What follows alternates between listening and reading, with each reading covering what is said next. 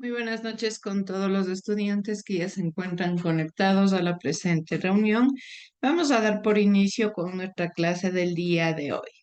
Dentro de la presente clase, nosotros vamos a seguir hablando y vamos a seguir detallando de cierta manera cuáles son las características relevantes, cuáles son las partes más importantes dentro del desarrollo que tiene la sociedad, que tiene nuestra cultura en cuanto a la colonización. Sí, con la llegada de la colonización, prácticamente nosotros habíamos estado estudiando que la realidad tal y cual se la conocía se transformó y cambió totalmente.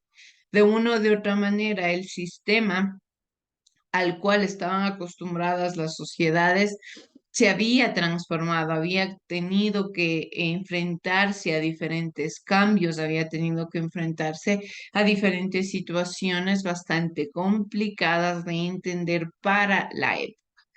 Haciendo un breve recuento, ¿qué es lo que nosotros habíamos venido viendo? Prácticamente habíamos venido analizando de una o de otra manera que con la llegada de la colonización, principalmente lo que se buscó fue la imposición de costumbres y de creencias externas a las que las sociedades aborígenes ya conocían, ajenas a prácticamente a la tradición y a la cultura propia de estas sociedades. Principalmente todo esto se caracterizó por la imposición de la religión.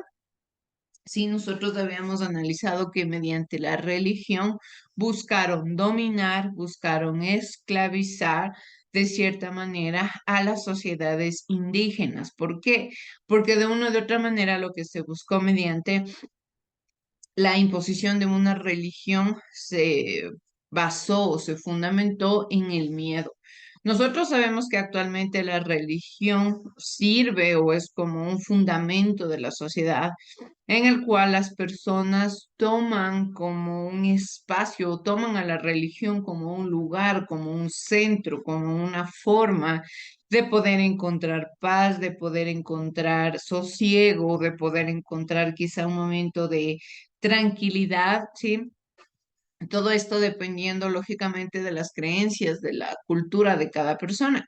Pero desde sus inicios la religión no es ni fue tal y cual la conocemos hoy en día. Prácticamente la religión fue parte de la sociedad con la finalidad de promover el miedo, con la finalidad de propiciar actividades negativas dentro de la sociedad. ¿Cuáles eran estas actividades negativas? Pues que mediante el miedo la gente tenga que pagar altas cantidades de impuestos, que mantengan un respeto innato por los personajes poderosos de la sociedad, que los principales líderes, que eran los españoles y prácticamente también las personas eclesiásticas, tengan más poder todavía del que ya tenían.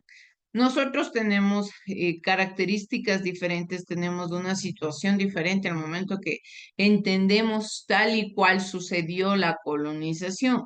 Nunca fue una situación amigable, nunca fue una situación positiva, nunca fue una situación quizá que se la deba recordar como alguna fecha conmemorativa, sino todo lo contrario. Fue una fecha, fue un espacio, fueron un conjunto de sucesos y de situaciones que de una o de otra manera se desarrollaron con la finalidad de adueñarse del territorio, de adueñarse de las riquezas que tenían el territorio americano, de adueñarse prácticamente del espacio que no les correspondía y que lógicamente al enfrentarse a una cultura diferente, a una sociedad que quizá tenía otra forma de pensar, a una sociedad que tenía otras características, prácticamente se vieron directamente em, incómodos o directamente diferentes, lo que buscaron prácticamente de erradicarlos a los indígenas de todas sus creencias y de todas sus costumbres. Eso fue lo que nosotros habíamos estado estudiando la clase pasada. donde analizamos cómo prácticamente erradicaron, extirparon todo tipo de creencia, todo tipo de cultura, todo tipo de tradición de los indígenas, todo tipo de lo que podía quedar como historia o de lo que ellos podían entender de su realidad, se eliminó porque de una u otra manera tenían que adaptarse ya a la nueva realidad, tenían que enfrentarse al nuevo estilo de vida, con nuevas costumbres y sobre todo con la religión. Es por ello que se empezó a promulgar la evangelización, en donde se les obligaba a todos y cada uno de los pobladores del territorio a creer en el catolicismo, a respetar la religión, a erradicar todo tipo de creencia diferente a la que se estaba imponiendo porque era considerada pagana, porque era considerada pecaminosa. La única forma de religión, la única forma de ser parte de la sociedad era creer y tener fe en la religión que se estaba imponiendo en la época. Principalmente, ¿cuáles fueron las consecuencias que dejó esta evangelización? Por un lado tenemos a la aculturación, ¿qué se refiere? Se refiere que al ser deportados a doctrinas, encomiendas y reducciones ubicadas en entornos extraños a ellos, los indígenas eran arrancados de sus familias y tribus y a su vez eran obligados a desarrollar actividades ajenas a sus costumbres. Es lo que sucede cuando, por ejemplo, muchas personas tienen que salir del país, cuando muchas personas viajan por situaciones económicas, laborales, de estudios a otros territorios. ¿Y qué es lo que están haciendo? De cierta manera están sufriendo una aculturación. ¿Por qué? Porque prácticamente están en un entorno diferente, en un entorno extraño, en un entorno que tiene características diferentes, costumbres diferentes, y por ende el ser humano por naturaleza busca adaptarse a estos entornos, busca ser parte de estos espacios. ¿Y qué es lo que hace? Pues empezar a formar o empezar a adoptar cierto tipo de costumbres que lógicamente son diferentes a las propias, son diferentes a las que por naturaleza, por nacimiento vinieron en la persona. Esto lo hacemos y hemos sido testigos nosotros, por ejemplo, en nuestra actualidad, pero dentro de la época en la cual nosotros nos estamos refiriendo, el siglo XVI, XVII, XVIII, prácticamente la evangelización fue la forma en la cual encontraron el método más fácil de hacerles a los indígenas que dejen de creer en lo que ellos totalmente pensaban, creían, a lo que le tenían fe. ¿Por qué? Porque el hecho de que piensen diferente, el hecho de que quizá tengan una autonomía propia de conocimiento, no les de cierta manera favorecía a los españoles, porque mientras más dominados, mientras más esclavizados, mientras más sumergidos en la ignorancia estaban los indígenas, pues era mucho mejor controlarlos. Asimismo, aunque no fueron erradicados por completo, los cultos indígenas fueron reducidos drásticamente. Es así que el catolicismo pasó a ser el culto mayoritario en Sudamérica. Es por eso que, por ejemplo, la religión católica en nuestra actualidad es la que predomina a nivel mundial. Posterior a ella ya vienen el resto de religiones, pero la católica es la que predomina a nivel mundial. ¿Por qué? Porque de cierta manera es la estructura, es el fenómeno, el espacio religioso más grande y más poderoso con el cual se desarrollaron y prácticamente a partir del cual crearon muchas leyes en diferentes sociedades. Asimismo, sucedió un sincretismo.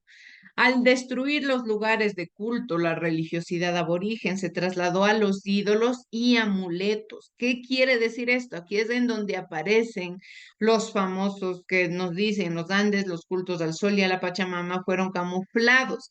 Les cambiaron de nombre, les dijeron a los indígenas para que sea un poco más sencillo para ellos adaptarse a este cambio, que prácticamente ahora ya no iba a ser el dios sol y la diosa tierra, la Pachamama, ahora iban a ser Jesús y la Virgen.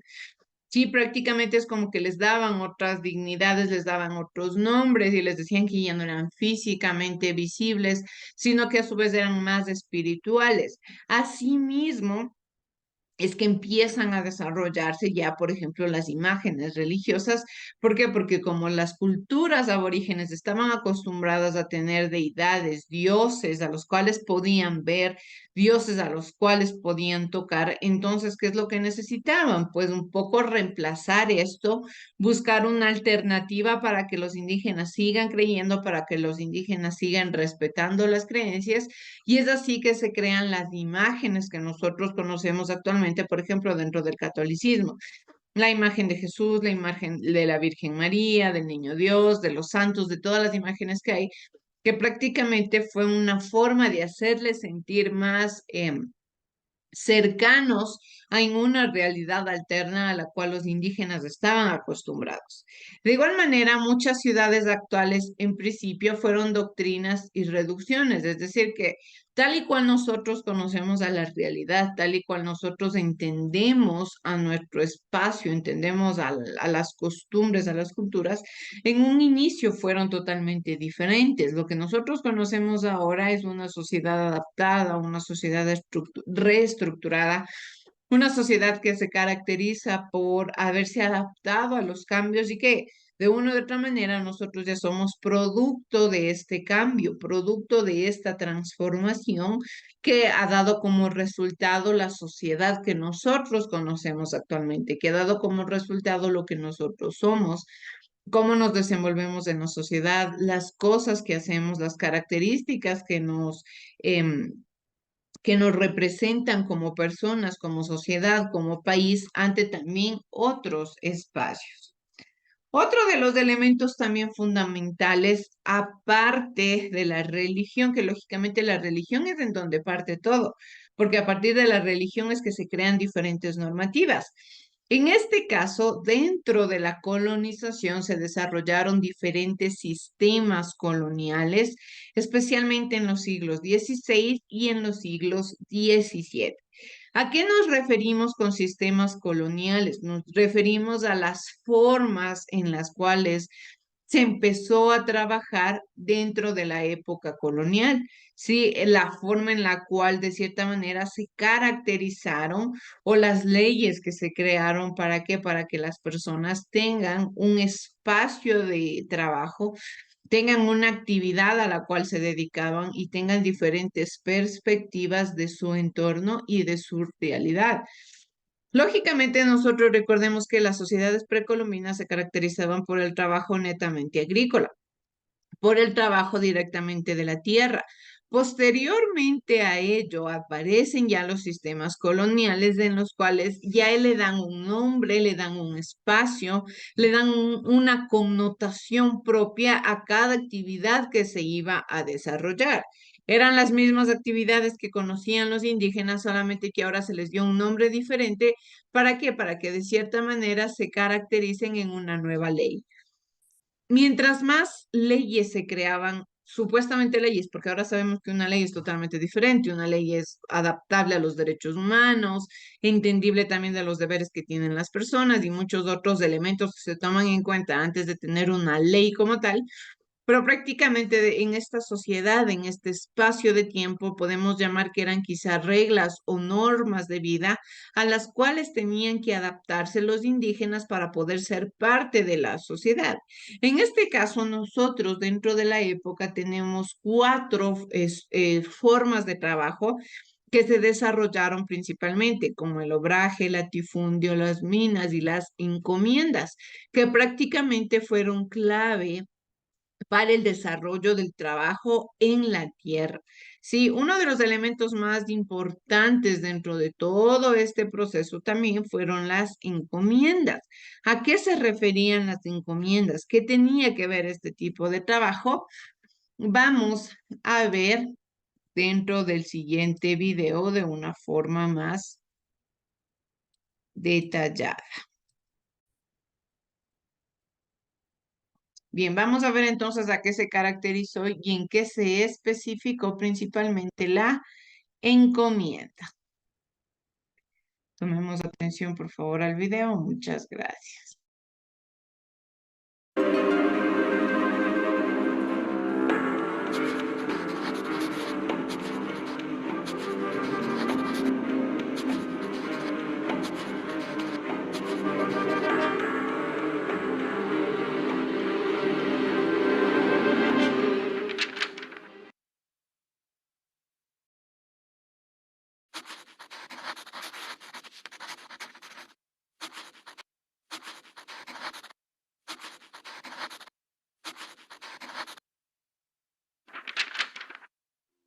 A finales del siglo XV, los exploradores españoles consiguieron llegar al continente americano, un continente que para ellos era desconocido. Aunque al principio las relaciones entre los pueblos americanos y los españoles fueron amistosas, rápidamente comenzaron a surgir los problemas. Los españoles deseaban conquistar las tierras americanas y así aprovechar sus recursos económicos, así que iniciaron un proceso de conquista a lo largo del continente. Este proceso de conquista fue posible gracias a la creación de una institución conocida como la encomienda. Pero, ¿qué era la encomienda?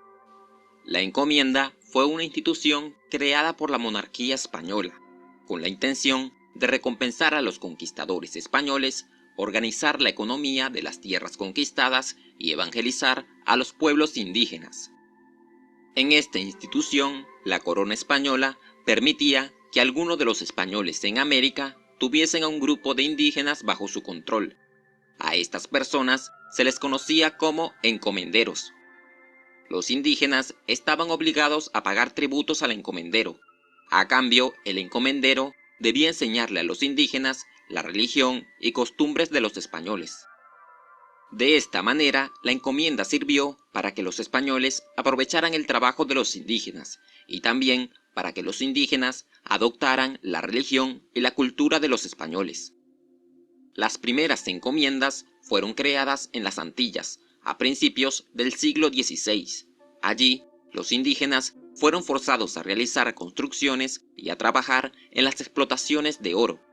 Pero ellos no estaban acostumbrados a este tipo de trabajos. Por eso, los conquistadores pronto los reemplazaron por esclavos africanos. Rápidamente, la institución de la encomienda se expandió por el resto de tierras dominadas por los españoles. En México, la encomienda fue muy importante para el desarrollo de la minería y el desarrollo de las haciendas agrícolas y ganaderas. Estas actividades fueron fundamentales para el comercio. En Centroamérica, los indígenas pagaban tributos al encomendero con trabajo personal y con granos de cacao. Con el tiempo, allí se desarrollaron grandes plantaciones de cacao. En Venezuela, los pueblos indígenas pagaban tributos realizando servicios personales, trabajando en las haciendas de los encomenderos. Por su parte, en Colombia, las encomiendas se organizaron en las minas de oro y también en algunas haciendas. En Perú, los pueblos indígenas eran muy numerosos. Allí, desde antes de la llegada de los españoles, existía un sistema de trabajo conocido como la mita. En este sistema, los indígenas varones debían trabajar para el Estado Inca durante cierto periodo de tiempo. Así, el Estado Inca organizó la construcción de caminos, fortalezas y templos.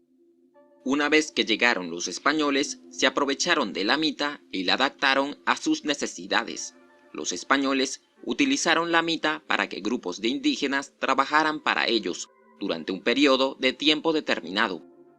En ellas, los indígenas eran forzados a trabajar en los campos y en las minas, especialmente para la extracción de plata y oro. Por otro lado, en Ecuador, la encomienda se utilizó para la fabricación de textiles, mientras que en Bolivia se utilizó para la minería de la plata.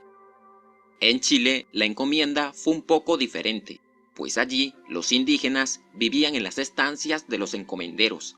Ellos practicaban la agricultura, fabricaban telas y también trabajaban la minería. En Paraguay fueron los misioneros jesuitas quienes organizaron pueblos de encomienda. Además, allí también se utilizó la mita, especialmente para las plantaciones de yerba mate. También en Uruguay, los misioneros jesuitas crearon pueblos de encomienda. Y finalmente, en Argentina, las encomiendas se organizaron para la ganadería, la elaboración de tejidos y para las plantaciones de algodón. Además, allí, la encomienda coexistió con otros sistemas de trabajo, como por ejemplo el peonaje. Por otra parte, tiempo después de la creación de las encomiendas, estas comenzaron a ser criticadas, pues muchos consideraban que los encomenderos abusaban de su poder y explotaban a los indígenas. Una de las críticas más conocidas fue elaborada por el religioso español Fray Bartolomé de las Casas. Él argumentaba que los indígenas eran súbditos de la corona española. Por lo tanto, no podían ser encomendados, ya que allí se los trataba como si fuesen esclavos. Todas las críticas llevaron a que poco a poco la monarquía española fuera regulando cada vez más la encomienda, hasta que, en el año 1542, el rey de España, Carlos I, elaboró una serie de leyes con las que buscaba acabar con las encomiendas.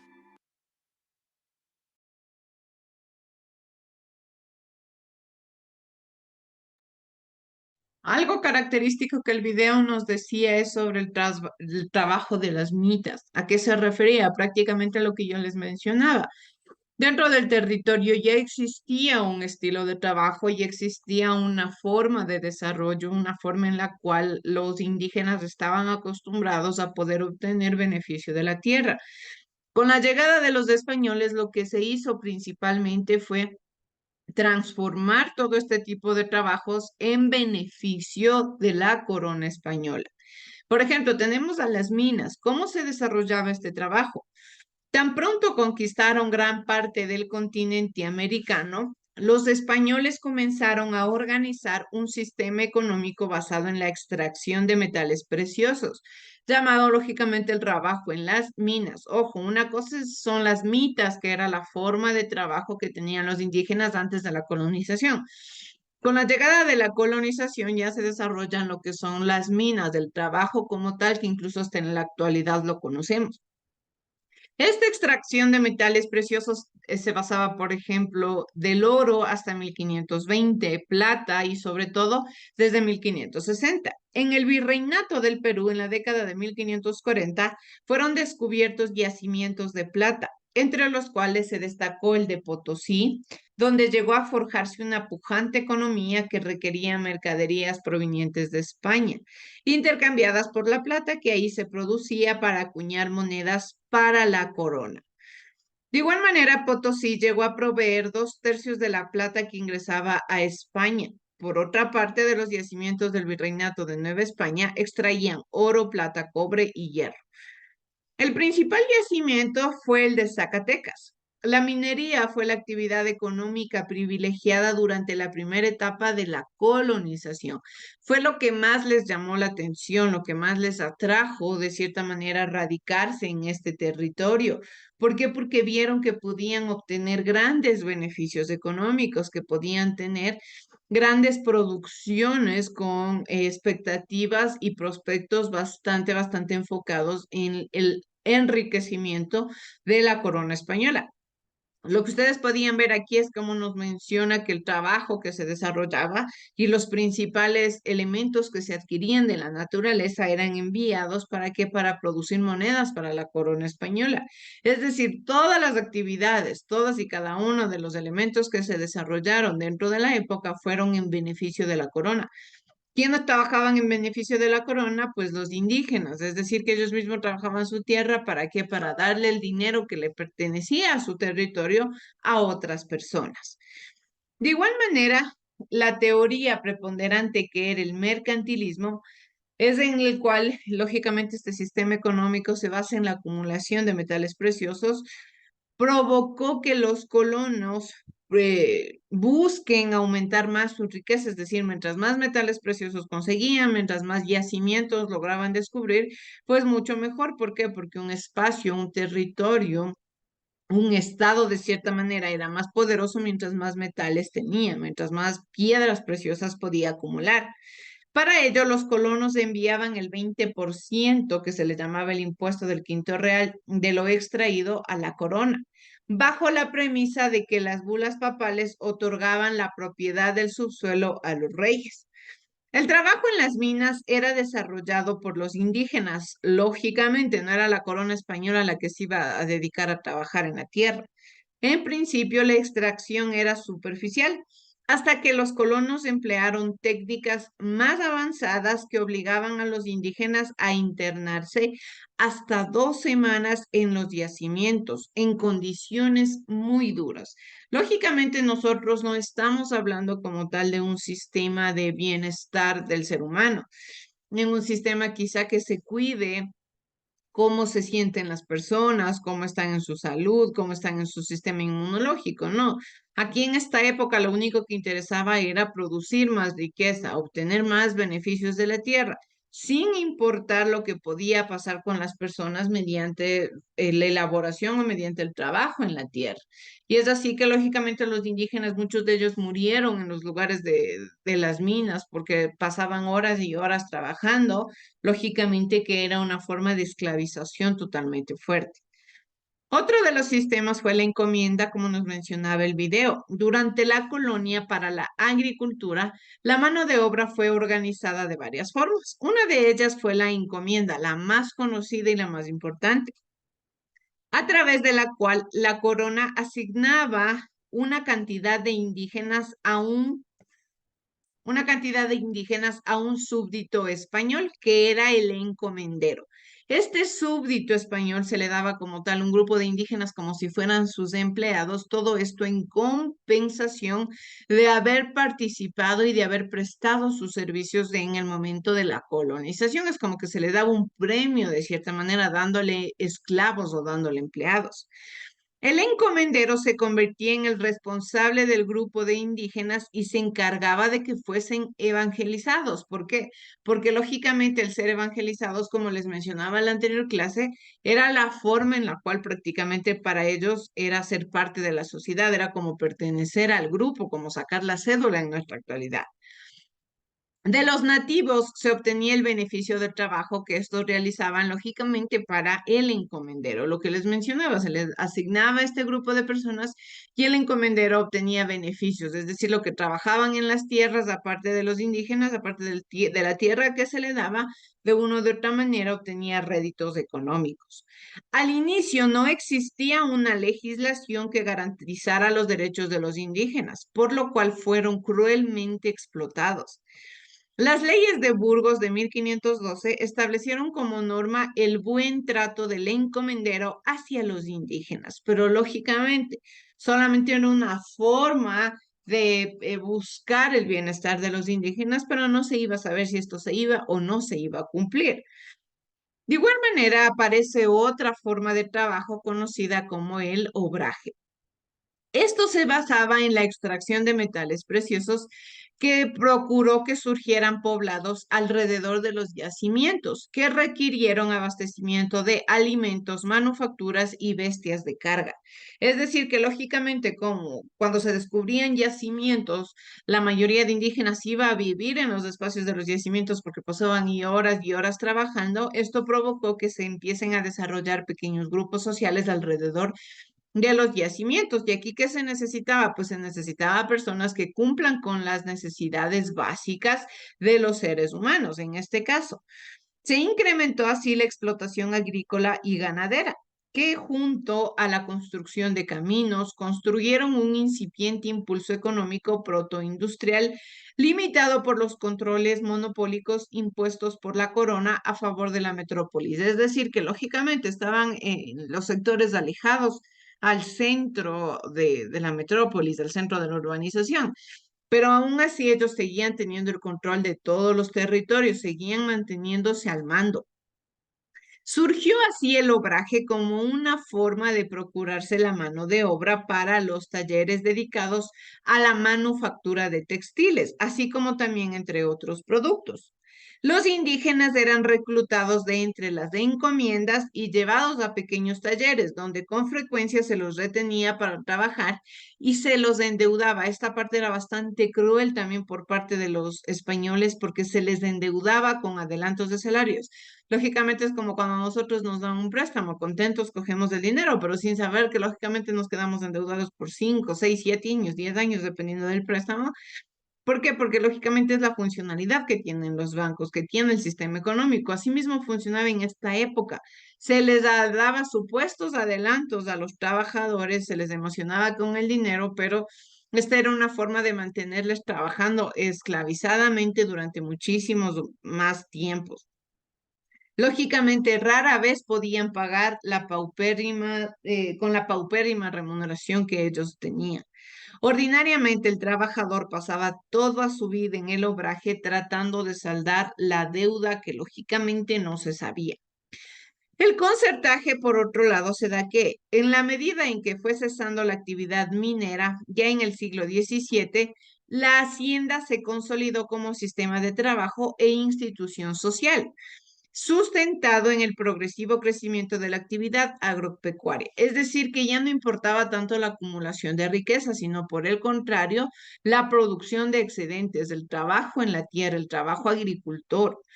En esta segunda etapa de la economía colonial, la tierra adquirió un gran valor económico. El patrón entregaba a los peones créditos en especies a elevados precios que nuevamente los mantenían endeudados y dependientes de su jefe, de su mandamás, de su patrón de cierta manera. Es decir, que dentro del sistema colonial hubo dos espacios, dos tiempos, los que se dedicaron al trabajo en la mitad, que venía de la mano con los obrajes en las minas, perdón, y por otro lado, cuando ya se empiezan a desarrollar el concertaje directamente con el trabajo en la tierra. Así también, por ejemplo, se da la mita. El trabajo tributario colectivo de los Andes, llamado mita, y en México coatequil, fue adoptado y aplicado por los españoles, pero con un sentido muy distinto al que le dieron los pueblos indígenas. Como les decía, la mita ya existía dentro del territorio de andino, pero lógicamente con los españoles fue totalmente transformado. Durante la colonia, los españoles implementaron la mita andina, reclutando mano de obra de las encomiendas con ayuda del doctrinero y no pocas veces de los líderes indígenas. Aquí también se les daba cierto tipo de importancia o de protagonismo a los líderes indígenas. Los pobladores aborígenes de la tierra, ¿qué es lo que hacían? Pues escuchaban lo que sus líderes les decían. Había llegado una persona extraña, habían llegado personajes totalmente ajenos a sus costumbres, a sus culturas. Lo único que les tocaba era confiar en sus líderes indígenas, pero muchos de ellos se vendieron con la finalidad de tener cierto tipo de privilegios. ¿Y qué hicieron? Pues dominaron, manipularon a sus seguidores, a las personas que dependían o que creían en ellos. ¿Para qué? Para que fueran reclutados a nuevamente trabajar en espacios laborales bastante explotadores. Los varones de entre 18 y 50 años de edad eran obligados a trabajar por un periodo determinado, hasta por un año, a favor de la corona, tiempo durante el cual recibían un pago tan ínfimo que ellos mismos debían costear su alimentación y alojamiento, y aparte de eso, trabajar para la corona y pagar impuestos. La mita fue legalmente prohibida con la Constitución de Cádiz del año 1812. Y es así que llegamos al último punto del estilo de trabajo del sistema colonial conocido como el latifundio. Otra forma de organización de la mano de obra y la propiedad de la tierra fue el latifundio, una gran extensión de terreno de miles de hectáreas, generalmente a manos de una sola persona, que era el latifundista, destinada a la explotación agrícola. Aparte de la vasta extensión del terreno, el latifundio se caracterizó por un uso ineficiente de los recursos disponibles, bajos rendimientos unitarios, utilización de la tierra por debajo de su nivel de máxima explotación, baja capitalización y bajo nivel tecnológico, y asimismo una mano de obra empleada en condiciones precarias y en consecuencia con un bajo nivel de vida. Es decir, que de cierta manera el trabajo en la tierra fue otra forma de explotación. Fue otra forma en la cual se crea un sistema, se crea una forma, un sustento de sociedad prácticamente adaptado a una realidad diferente, a una forma de trabajo totalmente transformada, a un estilo de trabajo basado en la explotación, basado en la esclavización de los indígenas. Para ir terminando ya con nuestra clase, quiero que por favor veamos el siguiente video que nos habla sobre Pero el sistema colonial de los siglos XVI y XVII. Veamos, por favor.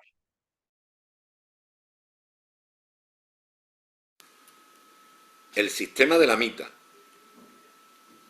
El descubrimiento del continente americano y su posterior conquista había permitido a los españoles la posibilidad de enriquecerse explotando los vastos recursos que ofrecía y la ingente mano de obra existente.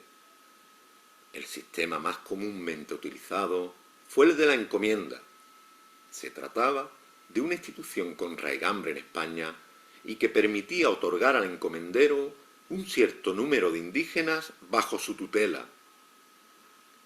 Bajo el sistema de la encomienda se organizó la sociedad americana posterior a la conquista. Soldados, funcionarios e incluso sacerdotes recibieron como compensación por los servicios prestados a la corona un grupo de indígenas más o menos numeroso. Estos indígenas estaban obligados a realizar una serie de trabajos personales para el encomendero, además de pagar un conjunto de tributos, bien en metálico, bien en especias,